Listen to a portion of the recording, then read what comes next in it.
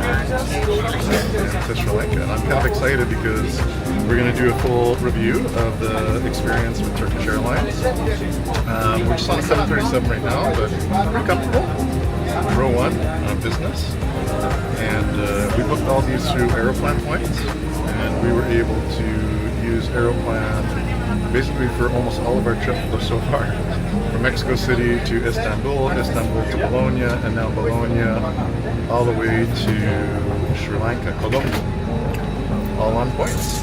And I'll break that down in the comments in the description below, how many points we used and how we actually got these discounted points to essentially get a discounted business class fare, which, you know, is the only real way to travel. Okay, ready?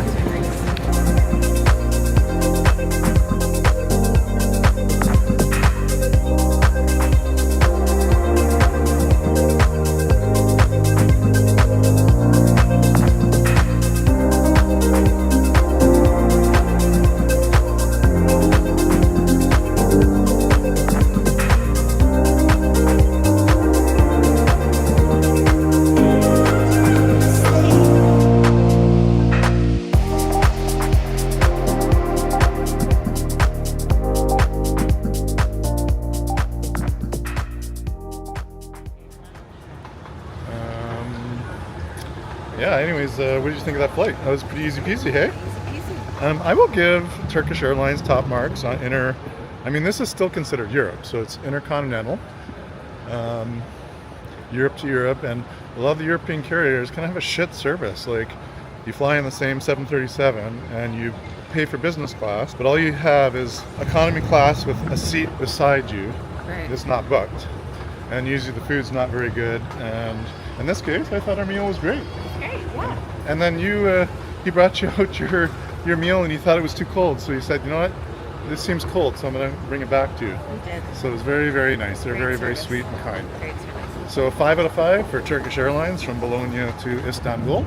And now we're going to find the lounge, which I'm really, really excited about, the Turkish Airlines Business Class Lounge, because there's lots of good food in there, and it's a magical place. You guys will see. A few moments later. Do you recognize any of these? Yeah, something like this. My luggage broke. How much is that one? What happened to your doll? My wheel broke. Your wheel broke. Yeah.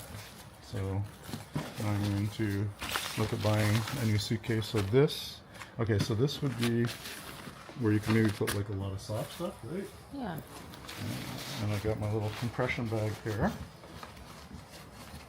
That kind of fits in okay. And he kind of just fits in just perfectly. Let's see if I can. Look at that. Look at that. That's Perfect. basically all my pants and shirts. Okay. It all fit. Alright, so I'm the proud owner of a new Samsonite bag. The other one was driving me crazy because it kept tipping over because a little foot broke. But there we go. Easy peasy. Lemon squeezy. Alright, still got to find that lounge. We're almost there. In you go, Jelly.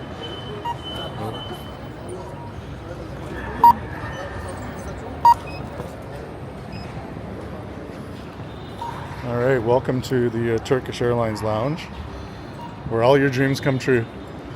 The beautiful thing about this lounge is it's very big, so it's pretty hard not to get a seat.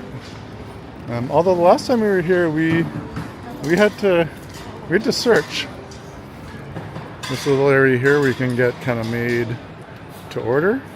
And when in Turkey, some of the best food in the world, and that's just looking delicious. When you come into the lounge, if you're looking to sip on some vino or some sparkling, it's always on the little carts and just self-serve.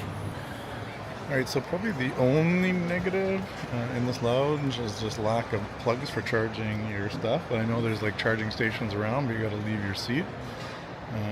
But other than that, this lounge is so huge and lots of space. You're not gonna have a problem getting a seat. Just so many food options. It really is, in my opinion, from a business class standpoint, one of the best lounges in the world.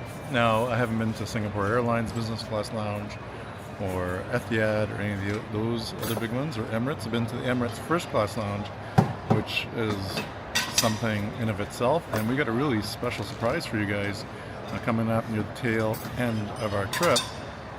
We're taking Singapore Airlines First Class, and part of that is the First Class suites, but we get to spend almost a whole day in the special room, the room in Singapore, as we wait for our final flight to Tokyo, Japan. So that to me is probably going to be the best lounge I've ever been to in my entire life, but that's for first class. But as business class lounges go, I'm comparing to like Air Canada, United, all those kind of airlines, they just have nothing on Turkish Airlines, hands down. All right, well, lounge, check. A couple nice glasses of Turkish wine, check. Brown bread, check. Turkish tea, check. We checked it all off. Now the only thing I thought I might do was have a shower, but I didn't do that today. I was just going to push through no shower before the plane. But we got a 9-hour flight ahead of us. Be boarding in about 20 minutes, and I'm looking forward to the review of flying to Colombo, Sri Lanka on the Airbus A330 with Turkish Airlines.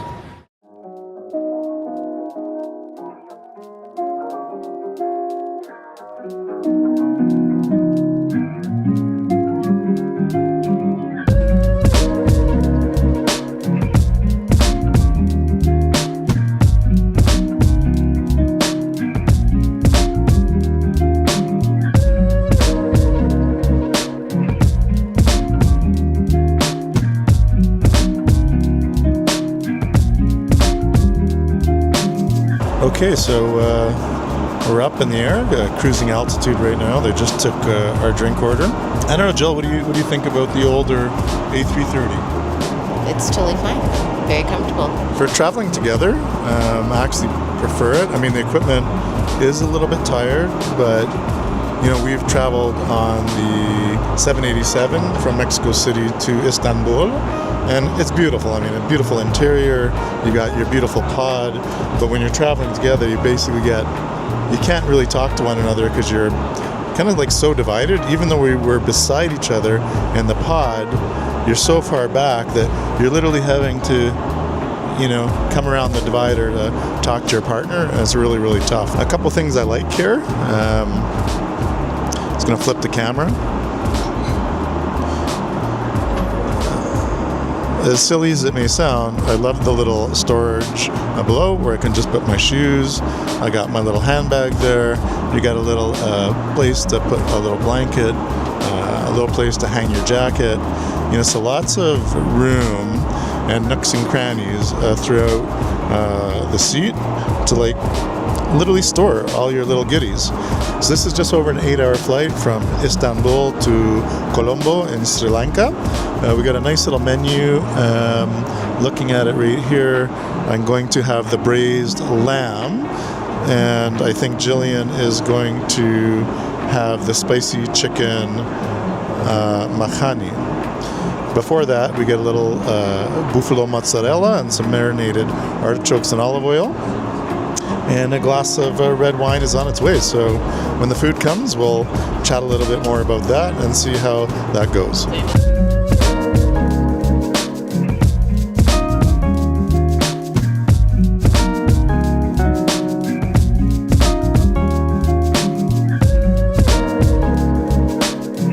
Salad was good, Jill.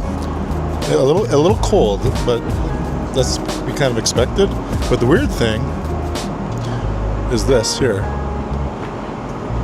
It's like some kind of potato with carrot and peas and an onion, but it's like frigid cold. So I just think that was a mistake. Right? I just tasted it just to see what it tasted like, and it just tastes like cold potatoes and peas and carrots. It was just a little weird for me, so I'm not gonna finish that. All right, lamb, and I mean, not much for presentation, but it smells good. So I'm gonna taste it, and then, well, we'll let you know the verdict. All right, Jillian, you got some curry chicken? Yeah. And? Saffron rice and grilled broccoli. I mean, not the prettiest plate, but the taste test will tell it all. Taste test will tell it all, eh? It smells delicious. I mean, it's super tender. I'm gonna give her a go. Actually, you know what? Yeah. Not bad.